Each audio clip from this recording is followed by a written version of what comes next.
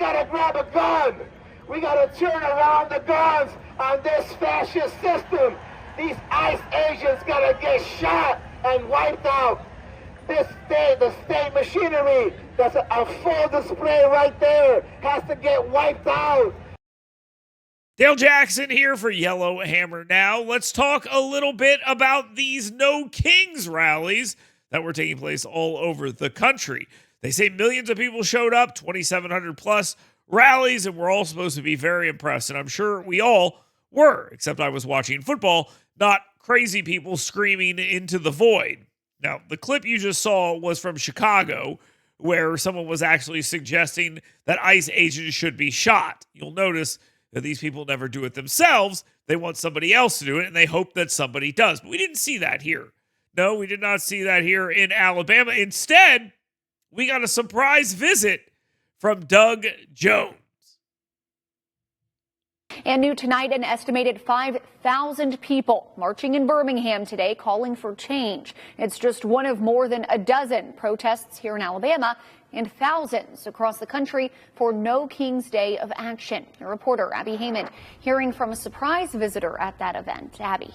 That's right, Lauren. People gathered at Railroad Park as a part of the nationwide No Kings rallies. Organizers say they're protesting the Trump administration and what they call a threat to democracy. Former U.S. Senator and attorney Doug Jones telling the crowd their voices are being heard.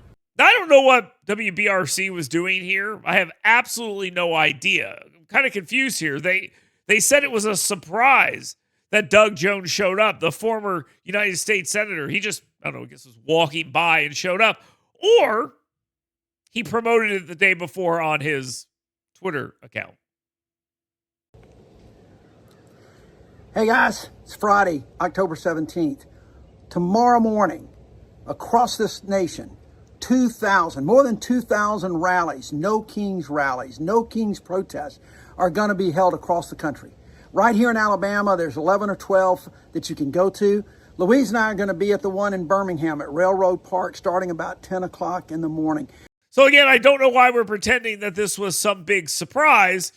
And I don't know why we're pretending Doug Jones being there was a big deal. It's not as if he said anything profound. It was just more rambling about how the people who got elected in America are bad and they have to be stopped to save democracy or something. Freedom is a fragile thing, and it's never more than a generation away from extinction.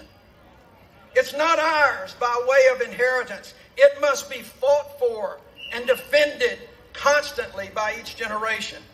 For it comes only once to a people, and those in world history who have known freedom and have lost it have never known it before again.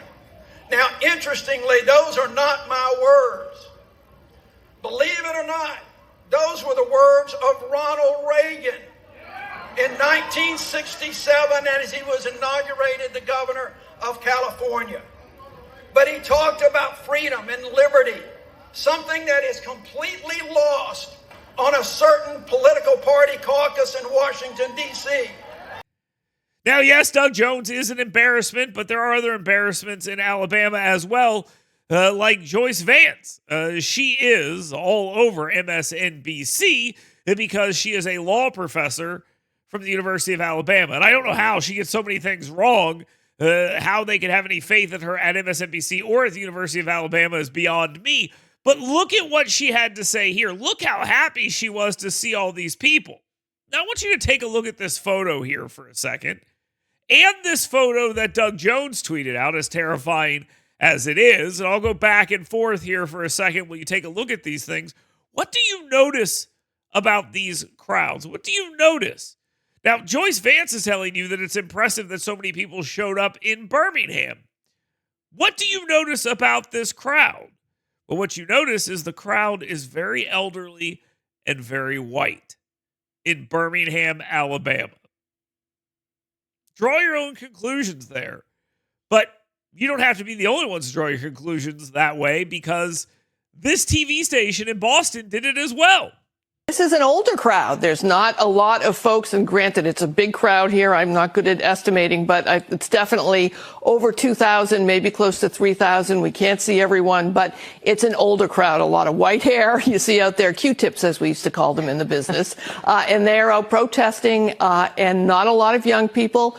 So the No Kings rally, which will be touted for a week about how wonderful it was and how awesome it was, will accomplish absolutely nothing except give people like me something to talk about and mock. Yeah, that was just a place for geriatric old white liberals to show up and scream into the void. And yes, it happened in multiple places, and the turnout was impressive. Congratulations.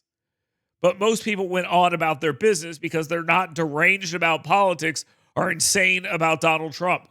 We don't have any kings. Good job. We took care of that in 1776. So thank you so much for keeping up the fight. Other than that, you've accomplished nothing except wasting your Saturday.